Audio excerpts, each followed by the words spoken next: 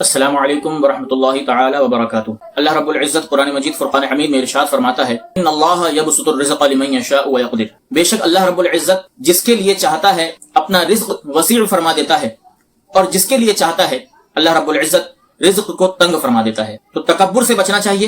اگر اللہ رب العزت نے کسی کو مال و دولت دی ہے، کسی کو امیر ترین شخص بنایا ہے، تو اسے اللہ رب العزت کی پکڑ سے بھی بچنا چاہیے۔ عدنان خشوجی نامی شخص، یہ شخص 1935 25 جولائی کو سعودی عرب میں پیدا ہوا۔ 4 ارب ملین ڈالر کی نیٹ ورتھ تھی اس کی، 4 ارب ملین ڈالر کی مالیت کا شخص، اس قدر اللہ رب العزت نے اس کو دولت عطا فرمائی۔ اس کے بارے میں آتا ہے کہ اس کا پرسنل ایک یاٹ، کہ اس جیسا یاٹ پوری دنیا میں کسی کے پاس نہیں تھا۔ اس کے اندر 4 ہیلی کاپٹر ہمیشہ موجود رہتے، اس کے پرسنل ہیلی کاپٹرز، اور 610 افراد خدمت کے طور پر ہمیشہ اس جہاز میں موجود رہتے۔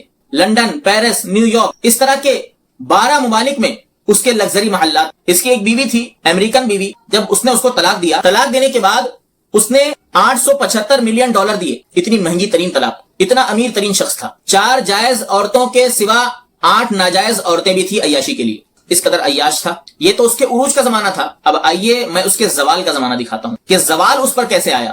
جب اللہ رب العزت کی مار پڑی تو کس طرح سے انحطاط اور زوال میں گرفتار ہو گیا۔ اس کا ایک بہت بڑا جہاز جس کے اندر ہیرا موجود تھا، ہیرے کا بھی کاروبار کرتا تھا، وہ ہیرو سمیت وہ پورا جہاز سمندر میں ڈوب گیا۔ یہ اس کے زوال کی ابتدا تھی۔ دھیرے دھیرے وہ مقروض ہوتا گیا اور بہت زیادہ پریشانی اور دقت کا شکار ہو گیا۔ ایک وقت آیا کہ لندن میں ایک سعودی شخص اس کے پاس پہنچا، اس نے اس کو پہچان لیا۔ تو اس وقت اس کے پاس کہا جاتا ہے کہ اپنے ملک آنے کے لیے اس کے پاس ٹکٹ کے پیسے نہیں تھے۔ لندن میں وہ فقیر بن کے گھوم رہا تھا، 47 سینٹ اس کے اکاؤنٹ میں تھے، اور اس کے ساتھ ساتھ 780 کروڑ روپے کا مقروض ہو چکا تھا۔ وہ عربی شخص جب اس نے اس کو پہچان لیا تو اس نے اس سے مدد طلب کی، لہٰذا اس شخص نے بطور صدقہ اس کو ٹکٹ کے پیسے دیے۔ پھر وہ اپنے ملک سعودی عرب پہنچا۔ تو اللہ رب العزت کی جب پکڑ ہوتی ہے، جب اللہ رب العزت اپنی رسی کو کھینچتا ہے تو اس کی پکڑ سے کوئی نہیں بچتا۔ لہٰذا ہمیں چاہیے کہ جب اللہ رب العزت ہمیں نوازے، اپنی نعمتیں عطا کرے، تو ہم اس پر ناشکری نہ کریں، بلکہ اس پر اللہ رب العزت کا شکر بجا لیں اور عاجزی انکساری اختیار کریں۔ اللہ رب العزت قرآن مجید فرقان حمید میں ارشاد فرماتا ہے ان الذین یستکبرون عن عبادتی سیدخلون جہنم داخرین، بے شک